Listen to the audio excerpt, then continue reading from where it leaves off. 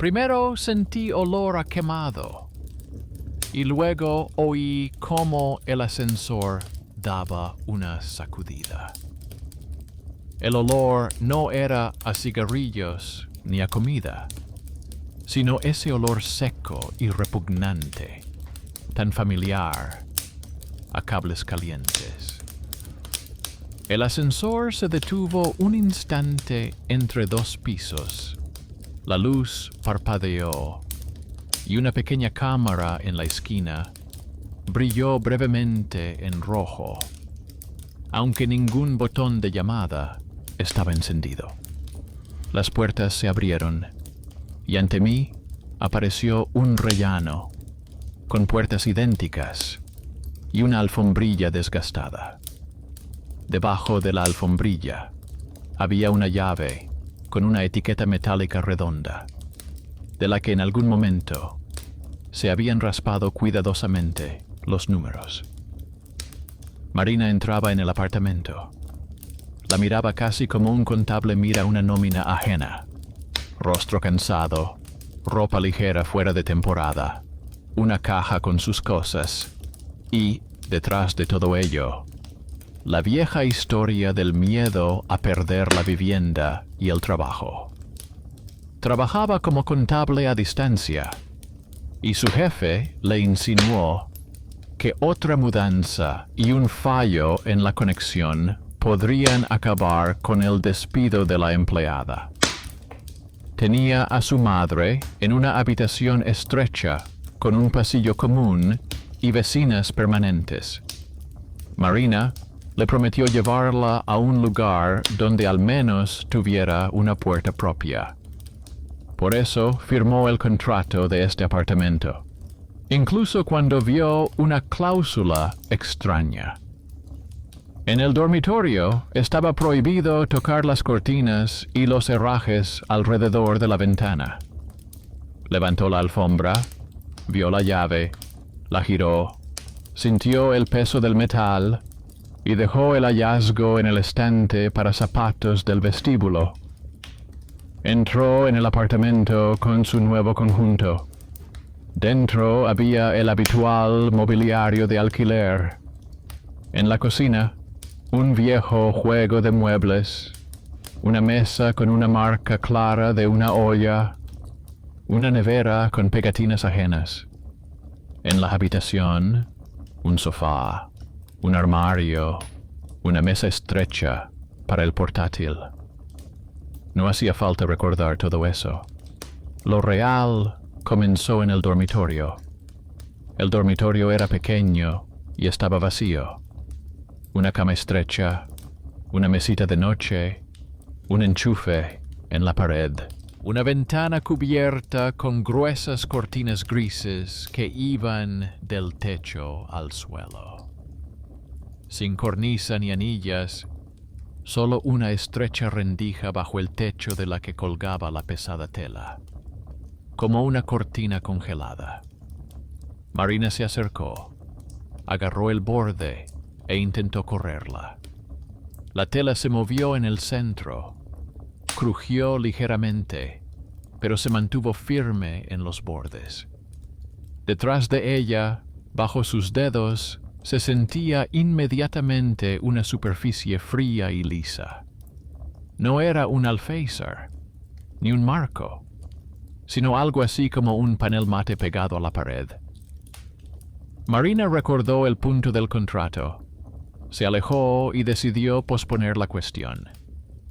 Tenía que conectarse a Internet, escribir a su jefe y demostrarle que la mudanza no había interrumpido la presentación de informes. Configuró el router, escuchó el familiar sonido de conexión, se sentó frente al portátil y fingió que la extraña ventana era simplemente un error ajeno durante la reparación.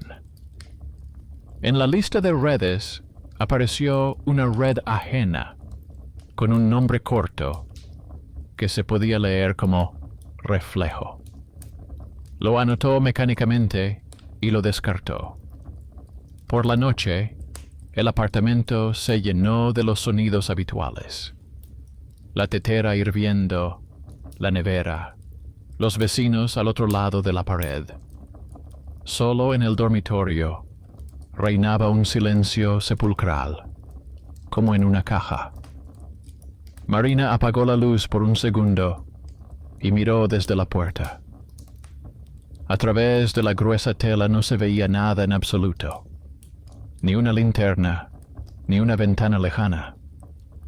La primera noche decidió dormir en la habitación en el sofá. No tuvo fuerzas para acostarse boca abajo frente a la cortina, detrás de la cual no había ni una sola luz. Por la noche, un ruido la despertó.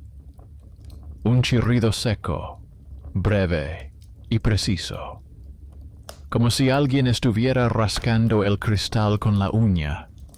El ruido no provenía de la cocina ni del vestíbulo. La fuente estaba donde estaba el dormitorio cerrado.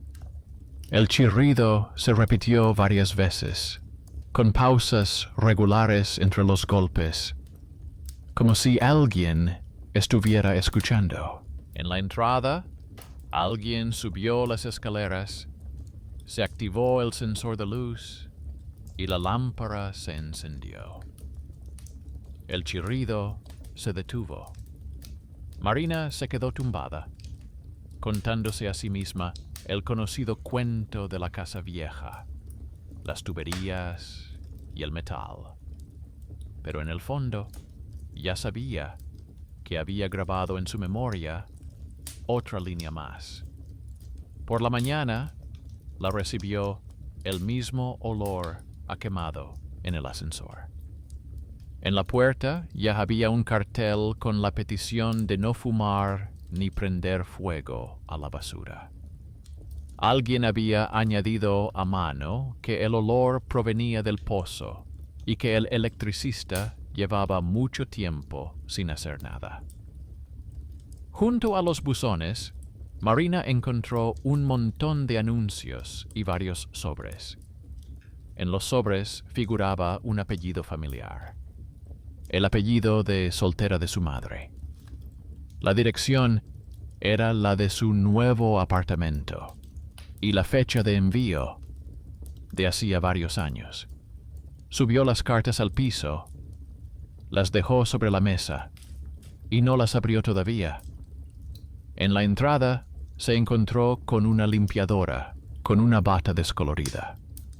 La mujer llevaba colgado al cuello un manojo de llaves viejas con etiquetas redondas.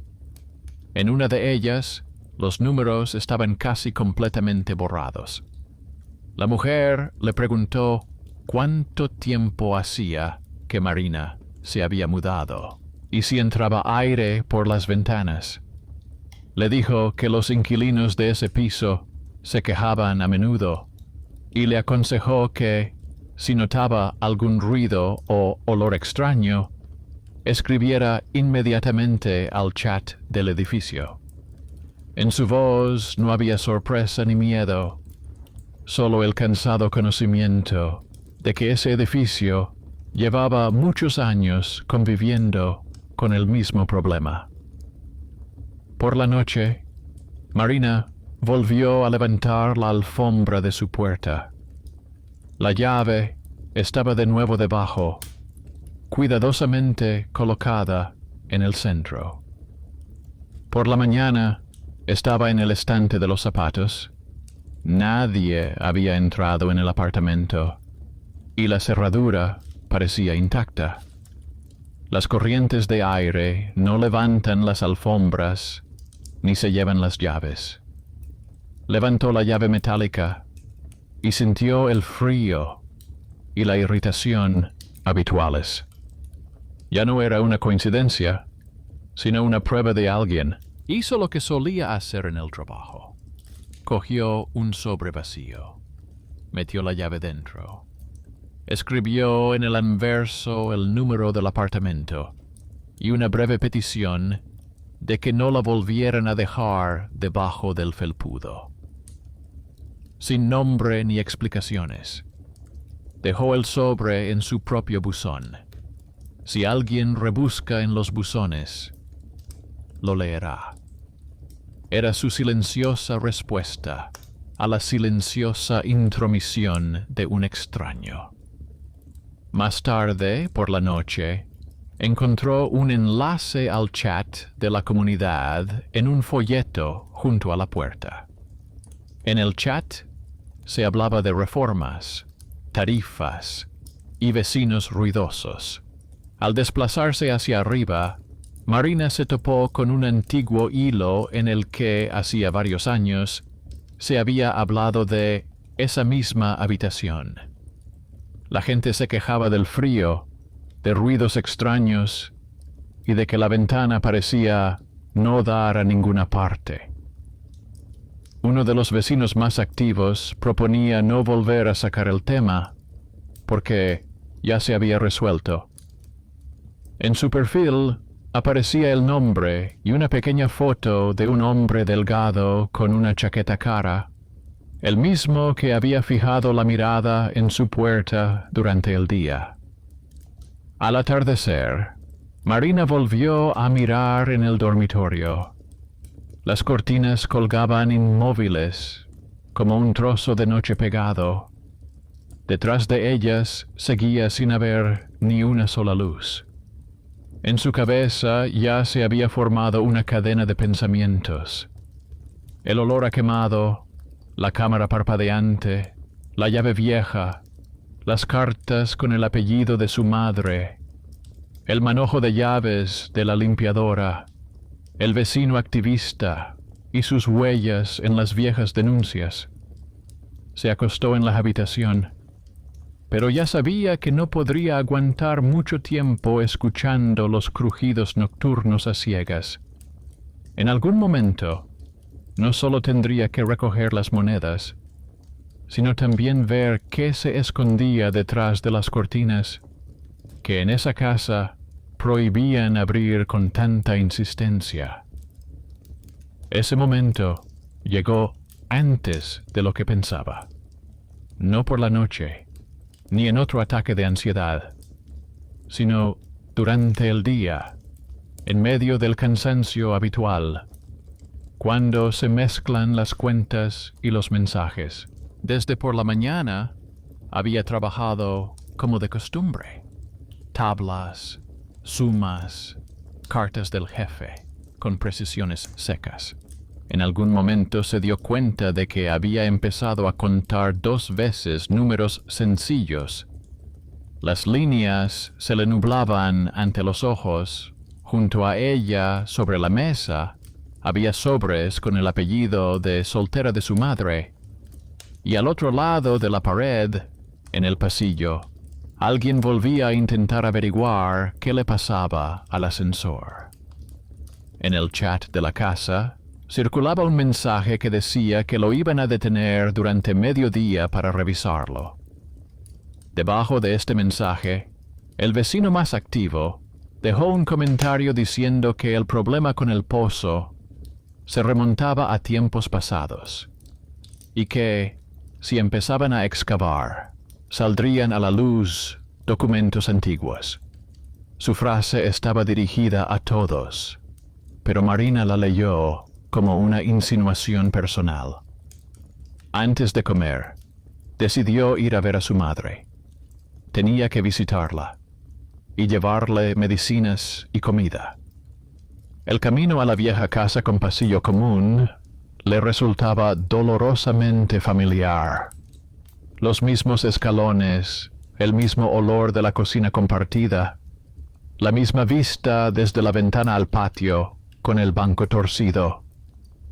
Su madre la recibió con esa alegría cansada que se siente cuando uno ya no cree en grandes cambios, pero sigue preparándose para ellos de todos modos. Marina habló con cuidado sobre el nuevo apartamento.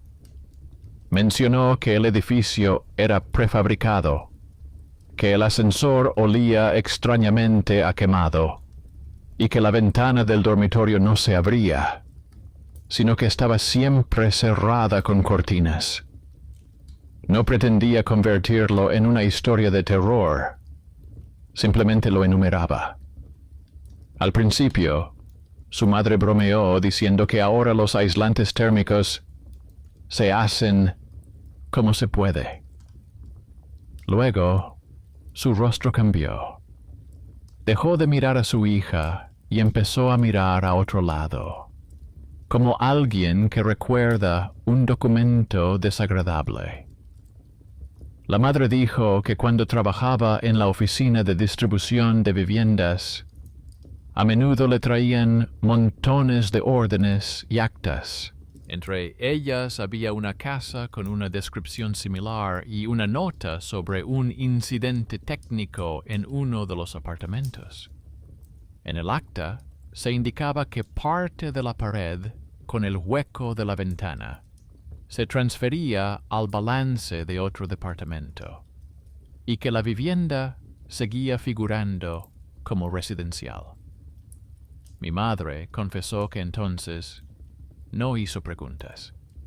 Simplemente firmó donde le indicaron. Pero el apellido de esa carpeta coincidía con su apellido de soltera, y ese hecho se le quedó grabado de forma desagradable en la memoria.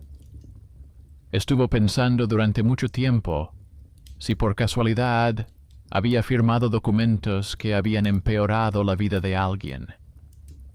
Marina escuchaba y comprendía que todas esas historias, que en su infancia le parecían ajenas y lejanas, de repente se habían convertido en parte de su realidad.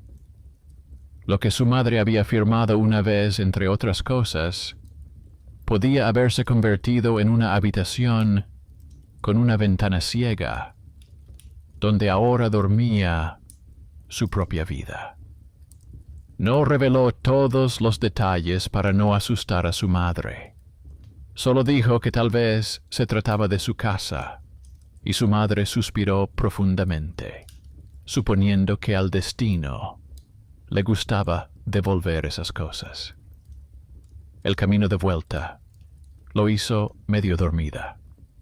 En la cabeza de Marina se entremezclaban el olor a ascensor quemado, el susurro detrás de las cortinas, los sobres y las firmas de su madre. Llegó a la entrada con esa determinación cansada que aparece cuando una persona siente que no hay marcha atrás. Esta vez, el ascensor no funcionaba. En la puerta había un nuevo cartel que anunciaba una parada temporal y una revisión. En la esquina, bajo el techo, la cámara brillaba con una luz constante, como un ojo que no parpadea. Subió a pie y, de forma mecánica, miró debajo de la alfombra. Esta vez estaba vacía. La llave tampoco estaba en el cajón de la mesa. Era incluso peor que si hubiera vuelto a estar en su sitio. Su desaparición significaba que alguien la había cogido a propósito. En el apartamento todo estaba tal y como lo había dejado. No había rastros de allanamiento, ni un solo objeto movido. Eso no facilitaba la situación, sino que la hacía más difícil. Sin pensarlo dos veces, bajó a los buzones. Dentro de su buzón, entre anuncios y formularios en blanco, había un sobre nuevo. No tenía sellos, solo una letra garabateada y el número de su apartamento. Dentro estaba la misma llave vieja y un pequeño papel doblado. En la nota no había ningún saludo, solo una frase que decía que la llave volvería al lugar donde debía estar, y que era mejor no entrometerse en asuntos que concernían a la casa y no a los inquilinos. La letra era severa, precisa, con característicos trazos largos. Ella decidió automáticamente que así escribía una persona acostumbrada a firmar carpetas de trabajo. Marina volvió a subir, se sentó a la mesa y dejó la llave y la nota junto a los sobres, las cartas y las copias impresas de los antiguos pedidos. Ante ella ya no había un conjunto de casualidades, sino un montón de objetos que conformaban el contorno de la voluntad ajena. Alguien creía tener derecho a decidir dónde estaría la llave, cómo sería la ventana y de qué se hablaría en esa casa. Por la noche, cuando los chats de trabajo se calmaron, volvió a lo principal. Necesitaba un hecho, no un conjunto de insinuaciones hábilmente colocadas. Cogió el teléfono, entró en la aplicación de la cámara y puso la grabación. Esta vez no en el dormitorio, sino en el pasillo, apuntando la lente hacia la puerta de entrada y la alfombra. De propósito, dejó la llave a la vista, en el estante de los zapatos. Quería comprobar cómo le gustaba volver a donde no le esperaban. Luego, sacó un cuchillo de cocina del cajón. La hoja estrecha, que normalmente se utiliza para abrir paquetes y sobres, se convirtió ahora en un instrumento de otro tipo de comprobación. En el dormitorio, encendió la luz y se quedó unos segundos frente a las cortinas. En su cabeza resonaban al mismo tiempo diferentes voces. El acuerdo con sus prohibiciones, el susurro de su madre sobre la vieja carpeta, la nota de un desconocido exigiéndole que no se entrometiera, su propia costumbre de no hacer movimientos bruscos. Esta vez, el hábito cedió. Se agachó en el borde inferior de la cortina, encontró la costura, tiró de la tela para tensarla y cuidadosamente introdujo la cuchilla por debajo del dobladillo. La tela cedió con un crujido seco. Debajo de ella apareció inmediatamente otra superficie, fría y lisa. La navaja tocó algo duro, pero ligeramente flexible, como un panel de plástico o un vidrio mate. Marina pasó la navaja a lo largo del dobladillo un par de centímetros, no más. En la habitación se escuchó el mismo sonido que había oído por la noche. Un susurro suave y desagradable, como si alguien se estuviera frotando contra el interior de ese panel, o respondiendo a su movimiento. Se detuvo, guardó el cuchillo y levantó con cuidado la tela con los dedos. El aire entró por el estrecho corte. Detrás de la cortina se abrió una franja de superficie gris claro. No era completamente transparente, pero tampoco opaca. En el interior se veían formas borrosas, como si se mirara a través de un cristal empañado. Al principio, no se veía nada más que una geometría difusa. Luego aparecieron los contornos. Vio la silueta de una cama, casi en el mismo lugar donde estaba la suya. Más arriba, se adivinaba un rectángulo parecido a una puerta. A un lado, una mesita de noche. Todo ello no era un reflejo nítido, sino un doble extrañamente desplazado. Como si al otro lado también existiera una habitación muy parecida a la suya, solo que con otros ángulos. A la altura donde ella se encontraba ahora, en su habitación, apareció una figura oscura en la franja gris. Una silueta humana. La altura, la anchura de los hombros, el contorno del cabello. Todo indicaba que se trataba de una mujer de complexión similar a la suya. La figura estaba donde estaba Marina, pero ligeramente girada. no de cara al panel, sino de lado, como una persona que escucha algo detrás. Era imposible ver la cara. Se difuminaba en la niebla gris. Y sin embargo, la sensación era como si al otro lado alguien también estuviera tratando de entender lo que estaba pasando aquí, en este lado de la pared del panel. Marina sintió que el corazón le latía con fuerza en la garganta. Contuvo la respiración por un segundo para separar los sonidos reales de los suyos propios. En ese momento, un zumbido grave recorrió la casa. En algún lugar abajo, pusieron en marcha el ascensor después de revisarlo. El ruido eléctrico atravesó el hormigón y la lámpara del dormitorio se tambaleó ligeramente. En la franja detrás del panel, la figura se estremeció, se difuminó y se volvió menos distinguible. Era como si la hubieran llevado hacia atrás, a la profundidad de la habitación. Marina bajó bruscamente el borde de la cortina, cubriendo el corte. Las palmas de sus manos estaban sudorosas. El cuchillo en el alféizar de la ventana le parecía ajeno. No se apresuró a pensar en lo que significaba. Solo se permitió una cosa: reconocer que había algo detrás del panel. No solo aislamiento y pared, sino un espacio en el que había muebles y una silueta. Podría explicarlo como un reflejo de su propia habitación, una extraña propiedad del cristal, el cansancio. Pero el hecho de la capa física no desaparecía. Al otro lado no había nada. Cuando salió al pasillo, el teléfono que estaba en el taburete frente a la puerta seguía grabando. El indicador de grabación estaba encendido. Los segundos se acumulaban en la memoria.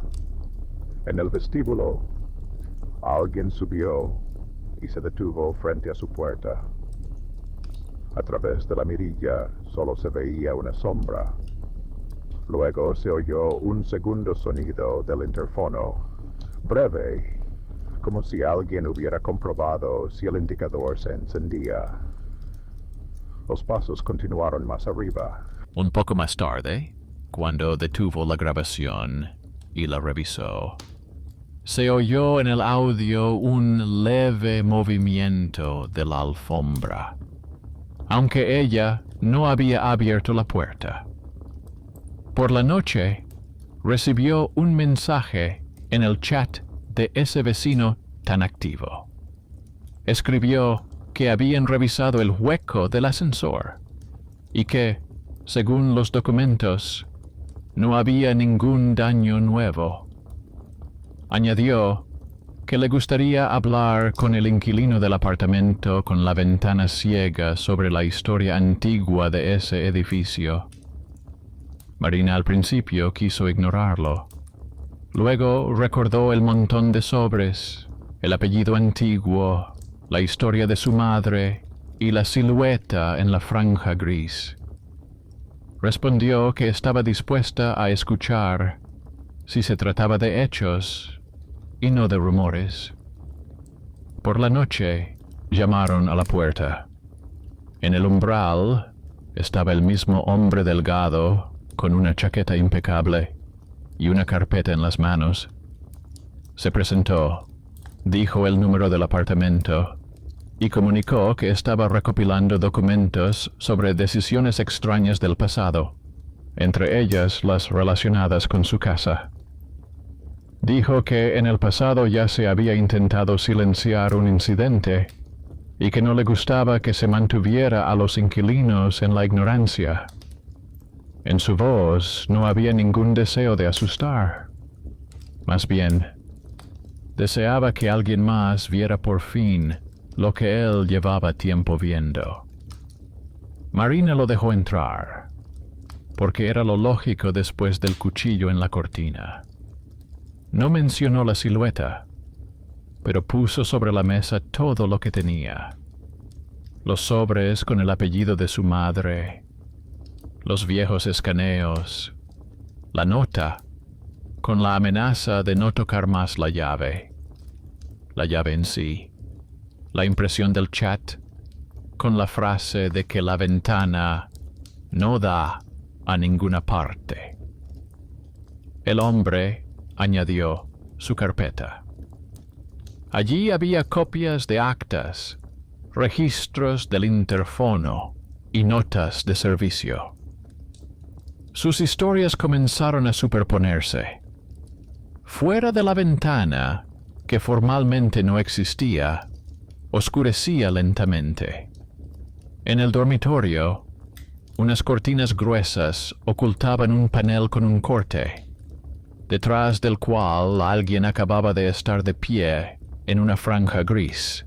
En el pasillo, la cámara del interfono parpadeaba a veces sin que nadie llamara.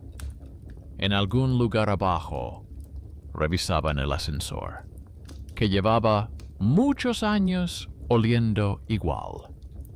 En ese momento quedó claro. A partir del nivel de rumores y coincidencias, la historia pasó a una fase en la que personas pequeñas con carpetas, manojos de llaves y capacidad de observación comienzan a mover lo que parece inmóvil. Y ahora todo dependía no de lo que vivía al otro lado del panel, sino de lo que hicieran los que firmaban los papeles y los que finalmente los leían. Extendieron los papeles sobre la mesa, como si fueran la vida ajena en forma de un delicado archivo. Las carpetas del vecino quedaron junto a los sobres que Marina había traído de la caja y a los escaneos de las antiguas órdenes.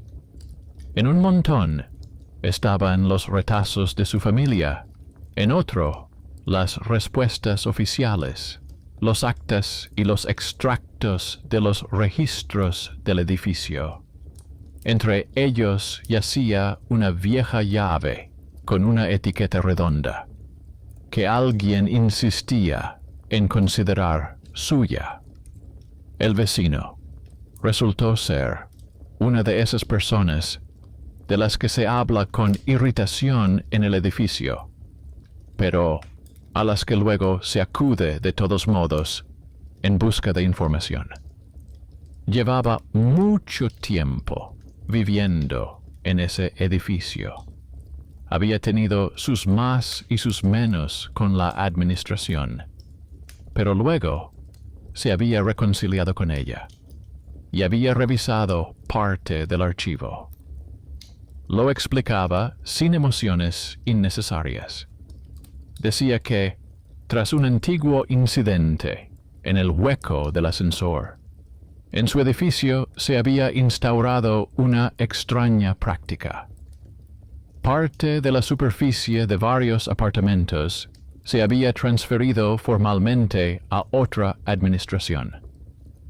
En los documentos, esto aparecía como ajuste de la distribución y local técnico tras una pared ciega. De hecho, a la gente se le dejaron los mismos metros cuadrados, pero parte de la pared dejó de considerarse suya. Mostró un plano impreso de la planta. En él, el dormitorio de Marina no daba a la calle, como era de esperar, sino a una estrecha franja marcada como bloque técnico. No había ni nombre de servicio ni destino. Solo un rectángulo inscrito entre su apartamento y la pared exterior. Al otro lado del edificio había un apartamento con el mismo número, pero con la letra marcada como de servicio. Sobre el papel, parecía como si hubiera un duplicado semivisible de una vivienda normal en el edificio. Marina escuchaba y, al mismo tiempo, señalaba las incongruencias. En las facturas de los servicios públicos no había ninguna línea clara para este bloque técnico. pero en uno de los anexos que trajo el vecino, figuraban pequeñas transferencias mensuales de otro presupuesto a favor de su edificio. Las cantidades eran iguales, se repetían año tras año y venían acompañadas de la misma formulación sobre la compensación por la instalación de equipos. Para un inquilino normal, serían cifras sin sentido. Para una persona acostumbrada a sacar sentido de los pequeños pagos, era una capa importante. Pasó el dedo por las líneas y observó que los primeros pagos de este tipo comenzaron en los mismos años de los que hablaba su madre. Allí también figuraba la firma de su antiguo jefe. Resultaba que, precisamente en ese periodo, alguien decidió que parte de la pared de un dormitorio normal se consideraba ahora un lugar para algún tipo de equipo ajeno, y que la casa seguía recibiendo por ello una pequeña cantidad de dinero, sin explicar a los inquilinos dónde estaba exactamente ese equipo. El vecino añadió otro detalle. En el sistema de intercomunicación, al que había accedido mediante una solicitud, había varias grabaciones extrañas, una serie de llamadas nocturnas, marcadas como procedentes no de los apartamentos, sino del bloque técnico. Se dirigían a su número y a un par de vecinos. La hora era la misma, tarde por la noche, cerca de la madrugada. Oficialmente, el sistema no debía tener esa fuente de llamadas, pero las líneas estaban en los registros. Marina no le contó nada sobre la silueta detrás del panel mate. Saberlo no habría aliviado su angustia. Solo señaló que detrás de la cortina no había simplemente una pared, sino una capa similar al cristal. El vecino se quedó pensativo y dijo que, según el plano, allí debía haber un hueco donde antes se colocaban las cámaras de vigilancia y el equipo relacionado. En aquel entonces se hicieron proyectos de sistemas internos que nunca se llegaron a poner en marcha. Luego se descartaron, pero nadie canceló el documento sobre la transferencia del espacio. Es posible que se retirara parte del equipo y se dejara otra parte. La habitación se convirtió en mitad vivienda, mitad espacio sin dueño. Marina le mostró la llave con una etiqueta redonda y una nota en la que un desconocido, en nombre de la casa, exigía no interferir. El vecino la leyó, observó la letra cuidada y asintió con la cabeza, como si reconociera el estilo. Según él, en el pasado la casa tenía un administrador especialmente activo al que le gustaba resolver todo entre bastidores. La persona llevaba mucho tiempo sin trabajar, pero la costumbre de responsabilizarse del edificio podía haber permanecido en su círculo. Las llaves antiguas, según el vecino, se entregaban precisamente a quienes tenían acceso a las instalaciones técnicas. El resultado era una estructura sencilla. Durante muchos años, alguien consideró que tenía derecho a entrar en esa zona con el oído a través del interfono, con los ojos a través de las cámaras y con las manos a través de la alfombrilla con la llave. Los inquilinos iban y venían, y un pequeño grupo de personas tenía en mente que la habitación de ese apartamento era en parte su zona. Volvían aquí, dejaban la llave antigua, escribían notas secas, exigían que no se tocaran las cortinas, alegando motivos de seguridad y construcción. Después de su partida, Marina se quedó sola con todo este montón de información. Internamente, La situación se volvió aún más clara. No eran fantasmas, sino una estructura de poder ajena. No era misticismo, sino las consecuencias de una decisión técnica tomada hace décadas. Pero eso no lo hacía más fácil, porque sobre los hechos se superponían los sonidos del crujir nocturno y la silueta gris detrás del panel. Esa noche dejó de esperar a que todo pasara por sí solo. El teléfono volvió al dormitorio, pero ahora ya no estaba en la mesita frente a las cortinas, sino más cerca del alféizar de la ventana. Marina lo colocó de manera que en el encuadre no solo se viera la tela, sino también una estrecha sección del suelo junto a la pared, donde las cortinas se unían con el laminado. Encendió la grabación y dejó el sonido. Esta vez a propósito.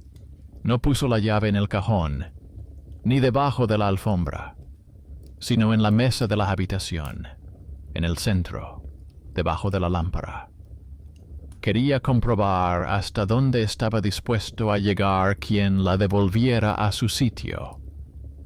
Se tumbó de nuevo en el sofá, dejando la puerta del dormitorio entreabierta. El rectángulo oscuro de las cortinas era visible por el rabillo del ojo. Los ruidos de la casa se fueron apagando poco a poco. Alguien pasó por última vez por la escalera, se cerró una puerta abajo y el ascensor se quedó en silencio. La quietud se extendió como una franja uniforme. El chirrido comenzó un poco más tarde de lo habitual. Al principio fue único, como una prueba. Luego vino una serie de varios, con intervalos cortos e iguales. Desde fuera, parecía como si alguien estuviera pasando un objeto duro por el panel desde dentro, comprobando dónde era más fino. A esto se sumó un nuevo sonido, un zumbido apenas audible, pero constante, similar al funcionamiento de un dispositivo en algún lugar detrás de la pared. El zumbido se hacía más fuerte o más débil, al ritmo de los intentos de poner en marcha y luego apagar el ascensor de abajo. Marina yacía tumbada y contaba esos sonidos, como antes contaba las líneas en los informes. En algún momento, entre los chirridos, se oyó un golpe sordo y silencioso, como si algo hubiera caído al suelo junto a la cortina. No se levantó de inmediato. Dejó que las grabaciones continuaran durante un rato más. Cuando el silencio se hizo completamente denso, se levantó, encendió la luz y salió al pasillo. La alfombra estaba lisa. Debajo de ella no había nada. En la habitación, la llave seguía en su sitio sobre la mesa. Eso era lo más importante. Nadie había entrado. En el dormitorio, junto a la cortina, había un pequeño trozo de yeso o pintura vieja en el suelo. Podría haberse desprendido del techo por sí solo. También podría ser el rastro de algo que había golpeado desde dentro. Marina lo cogió con la mano, le dio la vuelta y lo dejó en el alféizar de la ventana, junto al cuchillo. Cualquier rastro material era valioso.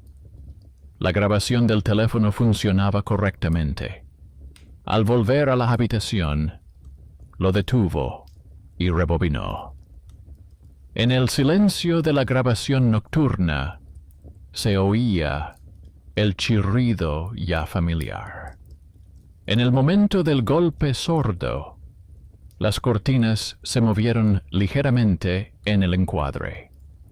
El borde inferior se curvó hacia adentro durante un segundo, como si algo pesado hubiera golpeado el panel desde dentro. En el campo de visión del teléfono solo se veía eso, la tela y una pequeña parte del suelo. Pero el sonido del golpe coincidió con el momento en que el ascensor de la casa de abajo se puso en marcha durante un par de segundos. Emitió un zumbido y se detuvo de nuevo. Marina miró la grabación varias veces y luego la detuvo en el momento en que el chirrido dio paso al zumbido. Ya se había dado cuenta de que el ascensor y el panel detrás de su cortina estaban conectados de alguna manera, quizás a través de cables viejos, la alimentación de las cámaras o fijaciones comunes en la pared. Cuando se ponía en marcha el mecanismo en el hueco, algo al otro lado del panel también cobraba vida. La cuestión no era si estaba vivo por sí mismo, sino quién y por qué lo había dejado funcionar y por qué todavía se consideraba normal que alguien emitiera sonidos regulares, en esencia técnicos, en un dormitorio habitado. Por la mañana fue a la empresa gestora, no para gritar, sino para ver la otra cara del papel. En el pasillo había gente sentada con quejas sobre goteras y recargos. Marina esperó su turno y pidió una copia del plano de la planta y los actas de su casa correspondientes a los años de los que hablaba su madre. Intentaron responderle con frases hechas, que el archivo estaba lejos, que solo había información general.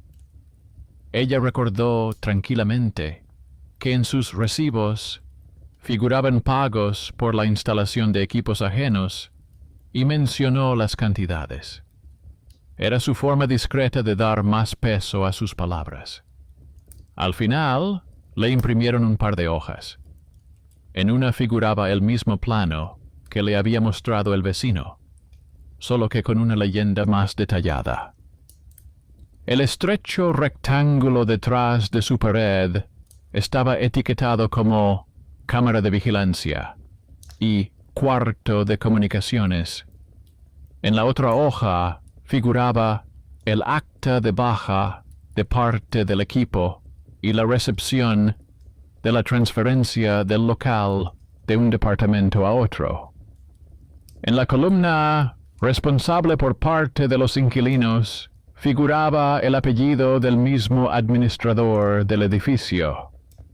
En la columna ejecutor, el apellido de su madre, solo que con su apellido de soltera, entre varios otros. Todo encajaba a la perfección. Marina volvió a casa sin ilusiones de que se pudiera dejar todo como estaba. Por la noche, bajó a ver a la limpiadora, que estaba fregando los suelos de la entrada. Le preguntó directamente si sabía que detrás de la pared de su dormitorio no había solo la calle. Esta suspiró y dijo que en ese edificio había lugares sordos, sobre los que le habían explicado por separado en su momento, que había una habitación arriba, a la que antes subían algunas personas con aparatos, y que ella tenía una llave para entrar allí, pero que hacía mucho que no la visitaba.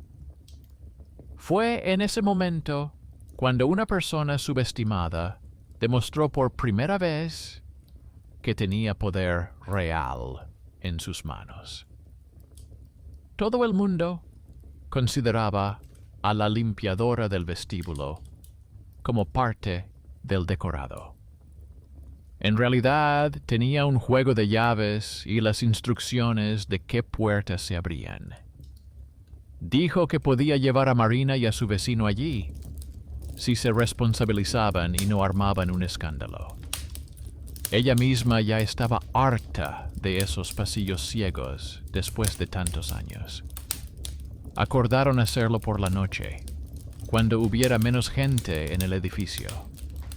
El vecino apareció con la carpeta, Marina con el teléfono y el cuaderno. La limpiadora los llevó a la planta técnica superior, que los residentes habituales casi nunca veían. Allí olía a polvo.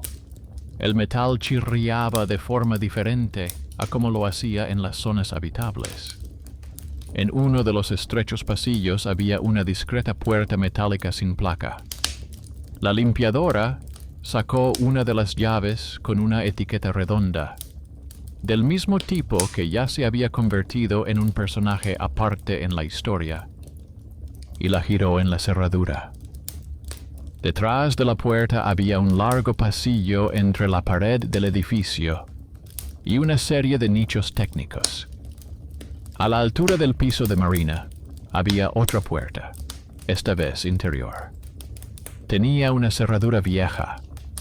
Cerca, en la pared, había una caja de montaje con cables que en su día habían sido desconectados. La limpiadora explicó que antes venían aquí a revisar el equipo, pero que después de la última reforma lo abandonaron todo. Abrieron también esta puerta. Dentro había una habitación estrecha sin ventanas, iluminada por una vieja bombilla en el techo. Una pared era de hormigón macizo. La otra era el mismo panel mate que cubrían las cortinas desde el otro lado. Desde su lado, parecía un rectángulo continuo de color gris claro.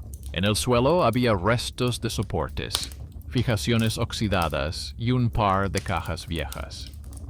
En una esquina había una vieja cámara fijada a un microsoporte, desconectada de la red desde hacía mucho tiempo, pero aún apuntando directamente al panel. Marina se acercó. Desde el dormitorio, miró el mismo panel a través de una estrecha hendidura y vio un reflejo borroso de su habitación y una silueta. Ahora todo era al revés. Desde ese hueco en el panel también salían siluetas, solo que ahora eran de su habitación.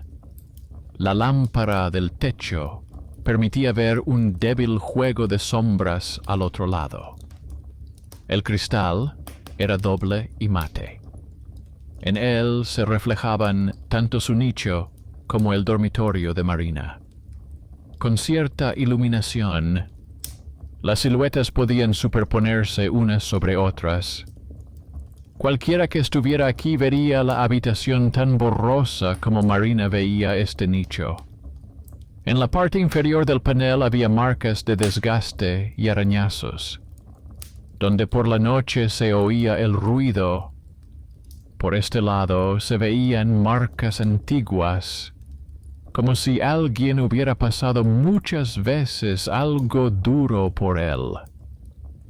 Junto a ella había una caja con cables, todavía conectada a la casa. De ella salía un haz de cables que iba hasta el hueco del ascensor. Cada vez que se ponía en marcha el ascensor, el panel vibraba ligeramente. Eso era lo que producía ese zumbido. Marina lo observaba todo y comprendía que ahora se podía explicar sin misticismo el hecho de ver una silueta en la espesura gris. Si ella se colocaba cerca de la cortina y alguien encendía la luz por ese lado, se producía una superposición. Pero la pregunta de quién y por qué venía aquí por las noches seguía sin respuesta. Y aún quedaba otra cosa. La panel no debería vibrar tanto. Una de las vigas de sujeción debajo de ella parecía debilitada, El metal estaba oxidado en algunos lugares. Si alguna vez este bloque cedía, se derrumbaría dentro del dormitorio. Y entonces la historia dejaría de ser atmosférica. Se convertiría en una sección de los informes del servicio, que escribiría sobre el derrumbe de un elemento técnico en una zona residencial. La limpiadora, que estaba un poco apartada, observaba todo esto con el ceño fruncido. Para ella también fue una revelación. Le explicaron que se trataba simplemente de un hueco vacío, con cables que se habían instalado en su día. Se dio cuenta de que una de las vigas llevaba mucho tiempo moviéndose y que nadie venía a revisarla. El vecino sacó una libreta y empezó a anotar los números de los actas, las fechas y los apellidos de su carpeta. Pequeñas personas con carpetas y manojos de llaves se enfrentaban cara a cara con esa decisión del pasado, que había convertido un dormitorio normal en un punto de intersección entre las competencias de unos y la vida de otros. Marina pasó la mano por el borde del panel y sintió la misma vibración fría que en casa, solo que ahora sabía de dónde venía. Detrás de su cortina no había un abismo ni un mundo paralelo, sino una vieja sala de vigilancia que nadie necesitaba y que durante muchos años habían intentado ignorar. Y aún quedaba la pregunta de quién le había dejado la llave, quién había escrito la nota y quién había llamado a su apartamento por el interfono en nombre del bloque técnico, que formalmente ya no existía desde hacía mucho tiempo.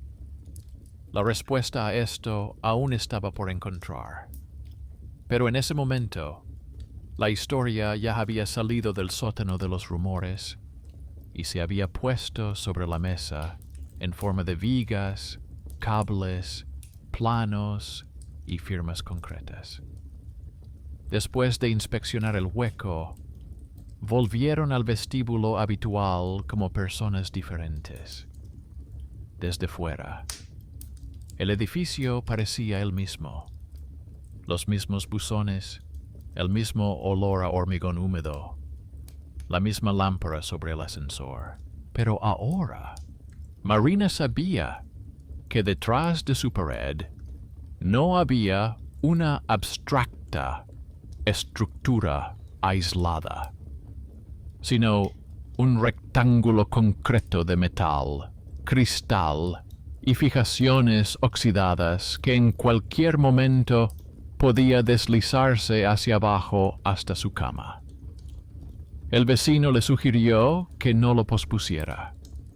Dijo que cuanto más se retrasaran con estas cosas, más fácil sería para los administradores fingir que no había pasado nada. La limpiadora asintió. Añadió que si algo se derrumbaba desde arriba, la culparían a ella. Dirían que no había mirado, que no había avisado. 3 personas a las que la casa solía considerar como parte del fondo, en ese momento comprendieron muy claramente la zona de riesgo común. Se sentaron a la mesa de Marina. Sobre la mesa había hojas nuevas, el plano de la planta con la anotación técnico, el acta de baja, los apellidos que vinculaban a la madre, al antiguo administrador del edificio y a este edificio en una sola línea. Junto a ellos, una foto del nicho, un panel, unos herrajes oxidados, una vieja cámara. El vecino propuso redactar una petición completa, no en forma de queja emocional, sino como un riesgo para la seguridad. Marina se encargó de la redacción. Sabía cómo presentar los hechos de manera que se llegara a una conclusión que no se pudiera ignorar. En la carta, describió el estado real del panel, su conexión con el hueco del ascensor, la vibración y el riesgo de derrumbe. Adjuntó imágenes en las que se veía claramente cómo el panel temblaba en el momento de arrancar el ascensor. Indicó que en ese lugar dormía una persona y que en los documentos figuraba desde hacía muchos años como ubicación de equipos, que en realidad no se mantenía ni se revisaba. Ella anotó cuidadosamente los números de los actas, las referencias a las antiguas decisiones y el pago que recibe el edificio por la ubicación del bloque técnico. La limpiadora añadió que nunca se le había permitido inspeccionar este local, pero que tenía la llave y había visto la corrosión con sus propios ojos. El vecino tomó la carpeta y dijo que la llevaría inmediatamente a varias instancias. La empresa gestora, la supervisión, otra estructura a la que ya sabía cómo recurrir cuando era necesario. No prometió un efecto rápido, pero Marina vio en su rostro que era un trabajo habitual para él. Para ella, era como cuando por fin cuadra una tabla complicada en un informe. Todo encaja en su sitio y ya se puede ir con las cifras a los que toman las decisiones. La primera en reaccionar fue la empresa gestora.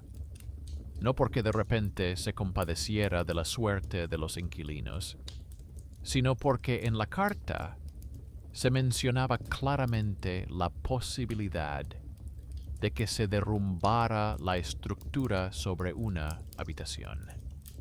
Ante la palabra derrumbe, cualquier jefe se pone las pilas. Al edificio acudió el ingeniero, el mismo que, según los vecinos, antes se había lavado las manos con respecto a la mina. Esta vez subió no solo al ascensor, sino también a la planta técnica. Marina no estuvo presente en cada paso, pero por los fragmentos de conversación y los mensajes en el chat, vio cómo avanzaba el proceso. El ingeniero confirmó el desgaste de las fijaciones y la vibración del panel. En su conclusión escribió que la estructura debía reforzarse o desmontarse. La empresa gestora intentó al principio insistir en el refuerzo para no tener que lidiar con la remodelación. Entonces, el vecino sacó los viejos documentos con la transferencia de la superficie y envió copias a las autoridades, adjuntando nuevas fotos. La limpiadora confirmó por escrito que el local no se utilizaba. El apellido de la madre en los antiguos documentos, el apellido del antiguo administrador del edificio en la columna de responsables y el nuevo informe pericial formaron una cadena a la que ya no se podía responder con una simple carta. Al cabo de un tiempo, llegó la decisión. El bloque técnico debía ser retirado del servicio, desmontando parte de la estructura y poniendo el local en condiciones seguras. En esencia, esto significaba que la panel, detrás de la cortina, debía ser desmontada o empotrada de manera que no perteneciera a nadie que colocara la cama contra esa pared. Marina miró las secas formulaciones y pensó en cuántas décadas habían pasado desde la simple firma en la oficina hasta esa línea. Quedaba la cuestión de las llaves y del propietario, que se sentía con derecho a dejarlas debajo del felpudo. Cuando la empresa gestora comenzó a ocuparse del bloque técnico, apareció inesperadamente una persona que en su día había sido el encargado del edificio y que luego, supuestamente, se había jubilado. Resultó que el apartamento de servicio al otro lado del piso figuraba a su nombre como vivienda temporal, aunque en realidad llevaba mucho tiempo viviendo allí de forma permanente, y se consideraba a sí mismo como una prolongación de la estructura técnica del edificio. En su poder se encontró un viejo llavero con etiquetas redondas, entre las que había una igual a la de Marina. Marina y su vecino fueron invitados a una conversación ya formal, a nivel de comisión. El viejo conserje parecía más cansado que enfadado. Dijo que llevaba muchos años cuidando del edificio, que vigilaba para que nadie entrara donde no debía, que las llaves debajo del felpudo eran una forma de recordar a los inquilinos que todavía hay un dueño. Tampoco negó lo de la nota, solo que la calificó de advertencia por el bien común.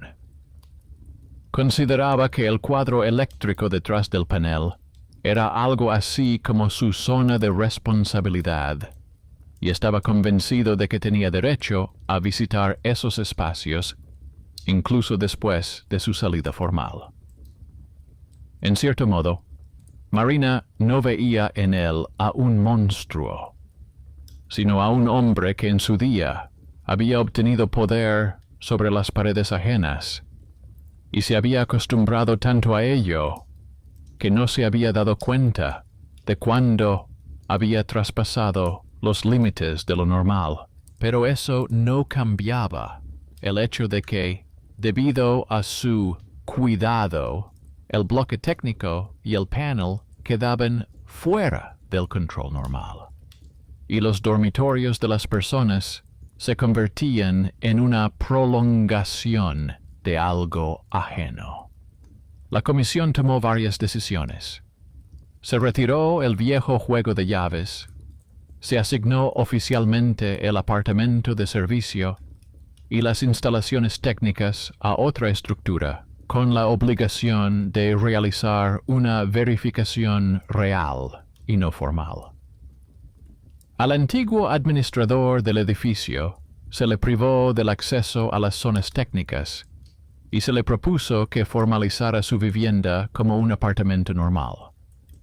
Para él, esta decisión fue más un agravio que una catástrofe, pero para el edificio significó que una persona dejó de desempeñar silenciosamente el papel de anfitrión en un lugar donde sus competencias habían terminado hacía mucho tiempo. La cuestión de la construcción se trató por separado. Los obreros no llegaron de inmediato, pero cuando comenzaron, todo llevó poco tiempo. Primero, reforzaron las fijaciones del nicho, desmontaron parcialmente las vigas oxidadas y desmontaron la antigua cámara. Luego llegó el turno del dormitorio. Advertían a Marina que iban a trabajar en la habitación, por lo que tuvo que sacar temporalmente sus cosas y cubrir los muebles. Las cortinas permanecieron en su sitio todo ese tiempo, pero ahora servían como biombo, detrás del cual se llevaba a cabo el desmontaje. En un momento dado, los constructores le pidieron que se retirara a la habitación. Desde el nicho, abrieron el panel, rellenaron el espacio con material nuevo y fijaron la capa para que no hubiera vibraciones. La ventana como tal no se recuperó. Hacía tantos años que no estaba allí, que su restauración habría sido una odisea aparte. Pero el panel dejó de ser una pared viva, conectada al ascensor y al antiguo equipo. Se convirtió en una parte ciega normal de la pared, con un aislamiento normal y un estatus documentalmente comprensible. Marina observaba esto no como una alegría, sino como la conclusión correcta de un asunto. Le molestaba que solo se hubiera conseguido una pared normal tras la intervención, las amenazas de derrumbe y toda una carpeta de papeles.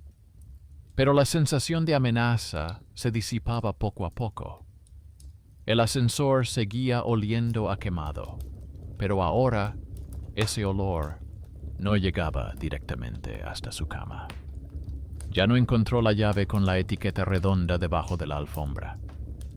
Después de la comisión y la incautación de los fajos, los intentos de colocar cesaron. No tiró la nota, la dobló y la guardó en la misma carpeta donde estaban las copias de los actas, los planos y las órdenes antiguas. No como una historia de terror, sino como un elemento de la cadena. El apellido materno en los documentos ya no se percibía como una maldición, sino como un recordatorio. En algún momento había formado parte de un sistema que no pensaba en las consecuencias. Ahora su hija formaba parte de un proceso que había corregido las consecuencias, al menos en un aspecto. La parte más dolorosa seguía siendo la sensación que había experimentado al mirar a través de la hendidura, la silueta, en la espesura gris. Ahora comprendía que había visto una mezcla de reflejos, su habitación, la luz de la hornacina, su propia silueta superpuesta a la de quienes alguna vez estuvieron allí al otro lado. Pero eso no borró el recuerdo. Algo en ella seguía reaccionando a ese lugar como al punto en el que las miradas ajenas y las decisiones ajenas se habían apretado durante tantos años contra su posible vida. Pasó el tiempo. Marina empezó a dormir en el dormitorio. Al principio con cautela, los fines de semana, luego también entre semana. Dejó de usar el teléfono como vigilante nocturno y lo volvió a poner en modo normal. Por las noches, la casa seguía viviendo su vida. Alguien volvía tarde, alguien abría el grifo, el ascensor a veces se detenía y se ponía en marcha. El chirrido detrás de la pared desapareció. En los momentos en que el viento soplaba en el patio, la pared respondía con un leve eco, pero era el sonido habitual de un edificio de apartamentos, no una respuesta puntual desde lo profundo del panel. Las cortinas permanecieron cerradas durante algún tiempo, no por la prohibición, que ya no existía, sino porque Marina se había acostumbrado a ellas. Entonces, un día, las descolgó, las llevó a la lavandería y le pidió a una costurera conocida que las acortara para que dejaran de tocar el suelo y se integraran en su línea. Detrás de las cortinas había un hueco recto y cosido, sin ventana, pero tampoco con el panel gris interior. Simplemente una pared ciega. No era bonito, pero era sincero. Eligió una tela más clara que las pesadas cortinas grises anteriores. Las colgó de manera que se pudieran correr en cualquier momento.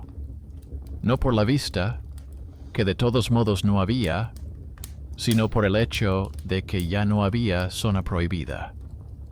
La primera noche, cuando se sentó en la cama y miró la pared casi vacía, se sintió a la vez vacía y tranquila.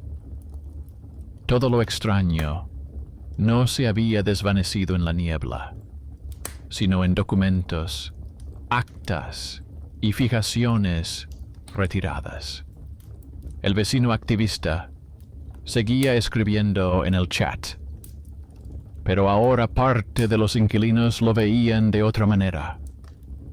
La historia del bloque técnico se difundió por el edificio. Algunos se quejaban de que todo eso era ruido innecesario. Otros agradecían que ahora no tuvieran miedo de dormir junto a esa pared. A veces le preguntaban a la limpiadora si tenía todo lo necesario para trabajar, en lugar de solo reprocharle que el ascensor estuviera sucio. Su llavero dejó de ser un detalle invisible y se convirtió en una herramienta comprensible con la que era mejor consultar, en lugar de solo dar órdenes. Marina sentía una ligera amargura. Entendía que el mundo está organizado de tal manera que muchos de esos nichos, paneles y viejas soluciones seguirán viviendo su vida tranquila. Pero en ese momento tenía la sensación de que la justicia se había hecho realidad. No en un sentido fabuloso, sino en uno adulto. Había personas, decisiones, errores y luego el trabajo para corregirlos. Nadie vino de fuera y borró el pasado de un plumazo. Simplemente, unas cuantas personas pequeñas, con sus habilidades, hicieron lo que pudieron. A veces, por las noches, le seguía pareciendo que la pared respiraba. En esos momentos, no recordaba la silueta en la franja gris, sino cómo se quedaba de pie en el hueco técnico y veía su habitación desde el otro lado. Su vida había sido alguna vez objeto de observación para aquellos que creían que la casa les pertenecía. Ahora esa posibilidad se había cerrado. Esa fue la tranquila conclusión a la que llegó. El ascensor seguía oliendo a quemado. La cámara sobre la puerta a veces parpadeaba en el vacío, porque el sistema no se había actualizado en años. Pero para Marina, todas estas señales dejaron de ser líneas que conducían a su dormitorio. Era simplemente un edificio antiguo con tecnología obsoleta. La habitación donde las cortinas no se abrían se convirtió en un pequeño dormitorio normal con una pared ciega, donde una persona acostumbrada a contar los números de otros, una vez en la vida llegó al final y cambió no solo su realidad habitual, sino también la de los demás. Y cuando, a veces, en el ascensor, la llave ajena volvía a caer accidentalmente al suelo, alguien la recogía y se la devolvía a su dueño, sin esconderla bajo las alfombrillas ni escribir notas. El edificio seguía siendo extraño, como cualquier edificio vivo, pero en un aspecto se había vuelto más honesto.